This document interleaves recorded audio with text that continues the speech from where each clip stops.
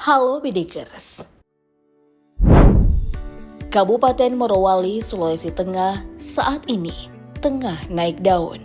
Kabupaten Pecahan Poso tahun 1999 ini dalam beberapa tahun terakhir sukses menjadi daerah industri terbesar di Indonesia, bahkan se-Asia Tenggara, usai kebanjiran investasi asing hingga mencapai triliunan rupiah.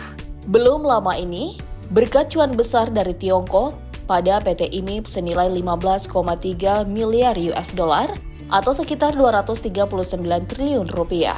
2.000 hektar kawasan Morowali ini disulap menjadi kawasan industri terbesar. 11 smelter sukses terbangun dan digadang-gadang akan menghasilkan cuan besar yang menyerap banyak pekerja. Hal mana yang juga dikabarkan akan menjadi salah satu alternatif pembukaan lapangan kerja baru. Olehnya, Morowali kini tak sesepi dahulu. Kabupaten dengan luas 3.037 km persegi ini saat ini menjadi daerah yang paling diincar para pencari kerja di Indonesia, bahkan pekerja dunia. Padahal jika dibandingkan pada tahun 2011, sesuai data Badan Pusat Statistik, Morowali memiliki angka kemiskinan di kisaran 18,85%. Kala itu, perdagangan masih sulit, terutama wilayah terpencil.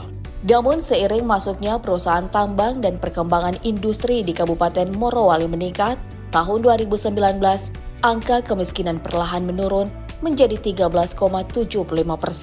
Masuknya industri pertambangan membuat perubahan gaya hidup dan budaya masyarakat terjadi.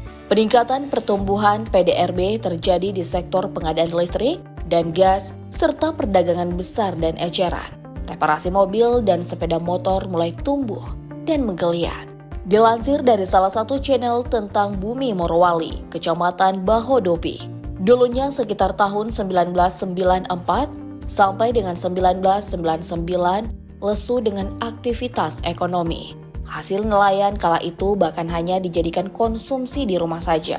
Bagaimana tidak, infrastruktur jalan dan jembatan kala itu masih tergolong tradisional, sehingga tidak memungkinkan Bahodopi ditembus alat transportasi mobil dan semacamnya. Namun seiring datangnya PT Bintang 8, infrastruktur mulai terbangun. Bahodopi perlahan menjadi ramai dan mengundang aktivitas ekonomi yang besar. Di tengah kampanye itu, nyatanya sejumlah pendapat lain juga muncul. Para jurnalis dan aktivis lingkungan khawatir kampanye cuan besar dari Cina tak seindah yang dipikirkan masyarakat Morowali. Cuan besar yang digelontorkan perusahaan nikel asal Tiongkok oleh para jurnalis dan aktivis lingkungan disebut tak sepenuhnya menguntungkan manusia dan warga Morowali. Pasalnya, 11 smelter pengolahan nikel ke depannya tentu akan menjadi momok bagi lingkungan Morowali. Dengan banyaknya pabrik itu, maka makin banyak pula limbah yang akan dibuang. Tidak hanya itu, ada gium tidak ada makan siang yang gratis. Tentu membuat China akan mengejar keuntungan. Jadi dilema nih bagi warga Morowali. Dan Bidikers, sesuai judul kita kali ini, benarkah demi cuan Tiongkok, Indonesia relakan alam Morowali sesak penuh manusia dan limbah? Berikut sejumlah alasannya. Pelarangan ekspor biji nikel mentah oleh Presiden Jokowi melalui Peraturan Menteri SDM Nomor 11 Tahun 2019 nyatanya tak mempengaruhi cengkraman China bagi pertambangan nikel di Indonesia. Produk hilirisasi yang dicanangkan disebut hanya menguntungkan China. Bagaimana tidak? Dilansir dari investigasi Narasi TV, China yang sudah menguasai teknologi dan perangkat pengolahan nikel, baik itu rotary kiln electric furnace dan juga high pressure acid leaching, dikabarkan buru-buru mengincar kebijakan baru Jokowi yang membuka keran bagi investasi pembangunan smelter. Termasuk satu yang terbesar adalah di Morowali, Sulawesi Tengah. Tak main-main, China dikabarkan menggerakkan sejumlah perbankan untuk mengguyur cuannya ke Indonesia melalui sejumlah perusahaan. Hasilnya pun mengejutkan. Dilansir dari Narasi TV, setidaknya hingga pertengahan tahun 2022 ini, 21 dari 23 smelter di Indonesia justru dikuasai China. Olehnya, kendati pun banyak perusahaan nasional kita yang menghasilkan biji nikel, namun lagi-lagi keuntungan nyatanya bisa didapat China dari pengolahan biji nikel di smelter-smelter milik mereka di negeri ini. Demikian juga industri pengolahan nikel raksasa di kawasan industri Morowali atau IMIP.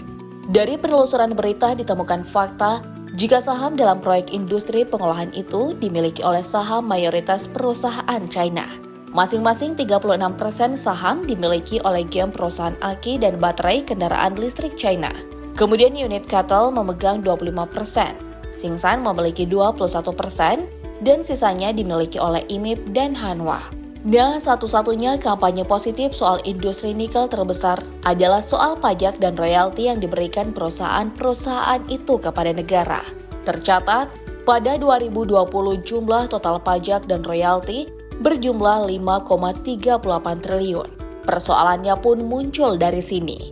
Kendati memang Morowali dan masyarakat sekitar juga bakal mendapat keuntungan dari dana bagi hasil dan sejumlah CSR. Namun isu itu tak bisa menutupi isu kerusakan lingkungan yang kedepannya akan membahayakan. Dilansir dari hasil penelitian tesis seorang mahasiswa S2 dari Universitas Gadjah Mada yang dipublikasikan pada laman itd.repository.ugm.ac.id, disebutkan jika jenis kerusakan komponen lingkungan yang terjadi dalam periode penelitian itu adalah perubahan bentang alam, hilangnya tanah pucuk, kehilangan vegetasi, hilangnya fauna darat dan biota perairan, perubahan mata pencaharian, perubahan gaya hidup perilaku, dan konflik sosial. Tingkat kerusakan komponen abiotik pada kegiatan penambangan di daerah perbukitan di daerah Bahodopi diperoleh skor 12,1 sinyal yang kedepannya bisa meningkat menjadi status kerusakan lebih berat. Selanjutnya, tingkat kerusakan pada sungai berdasarkan Indeks Pencemaran Penelitian Hasna juga diperoleh nilai IP 9,21 dengan kriteria cemar sedang. Tingkat kerusakan komponen biotik diperoleh skor 11 dengan kriteria kerusakan berat. Tingkat kerusakan komponen kultural diperoleh skor 7 dengan kriteria kerusakan sedang. Hal ini juga diperkuat data Wahana Lingkungan Hidup Sunardi Katili, Direktur Eksekutif Daerah Walhi, Sulawesi Tengah, menjelaskan bahwa Indonesia kini telah menjadi pemasok bahan baku dalam industri global, tapi tidak memperhatikan lingkungan dan kesejahteraan masyarakat. Di Sultan Pengolahan Nikel dari kawasan industri Indonesia Morowali Industrial Park berdampak pada pencemaran ekosistem laut akibat pembuangan limbah tiling, yaitu rusaknya terumbu karang dan berimbas terhadap kehidupan nelayan di pesisir. Ini kata dia adalah akibat dari sedimentasi yang terbawa air hujan mempengaruhi ekosistem mangrove yang selama ini digunakan sebagai wilayah penangkaran kepiting sejak bertahun-tahun. Tutupnya, IMIP merupakan kawasan industri pengolahan nikel atau smelter yang dibangun oleh perusahaan gabungan dari salah satu perusahaan nikel terbesar yang beroperasi di Kecamatan Bahodopi, Morowali, Sultan, yaitu PT Bintang 8 Mineral. Tahun 2013, infrastruktur pabrik pengolahan nikel PT IMIP mulai dibangun. Setelah melewati tahap konstruksi cepat, kawasan industri IMIP seluas 2.000 hektar mulai beroperasi sejak 2015. Dan saat ini, ada lebih dari 20 lebih perusahaan pengolahan nikel yang beroperasi di kawasan itu. Gak kebayangkan limbah perusahaannya bakal kayak bagaimana? Selain itu, Sunardi juga mengatakan dampak banyaknya serbuan perusahaan itu sudah mulai terlihat. Beberapa di antaranya adalah terjadinya kerusakan lingkungan di wilayah pesisir dan laut Kecamatan Bungku Pesisir berupa banyaknya endapan lumpur sisa pertambangan yang terbawa air pada musim hujan dan perubahan rona air laut yang semakin keruh dan berubah warna menjadi kecoklatan, kata Sunardi. Selanjutnya yang juga menimbulkan kekhawatiran adalah timbulnya konflik sosial. Setidaknya pada 2018 lalu, demo anti TKA China terjadi. Dari hasil wawancara salah satu mantan pekerja asal Morowali, Asnan As'ad mengatakan, keberadaan TKA China di Morowali justru menimbulkan penyempitan lapangan pekerjaan di sana. Bagaimana tidak? Terkait pekerjaan banyak di antara rekannya, kata Asnan, tak kunjung mendapat panggilan kerja. Hal mana yang menimbulkan masalah karena banyaknya TKA China, yakni berkisar 8.000 pekerja pada tahun tersebut. Sementara itu, tahun awal COVID-19 dilansir dari detik.com, PT IMIP yang khawatir dengan pekerjanya akhirnya tak bisa menutupi banyaknya pekerja asal China di Morowali.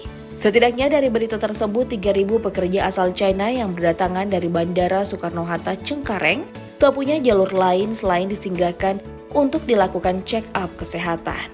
Nah, Bedikers, begitulah deretan fakta miris bagi industri nikel tanah Morowali. Semua yang akan terjadi hari ini pastinya akan mempengaruhi anak cucu kita. So, mari bijak atas urusan ini yuk.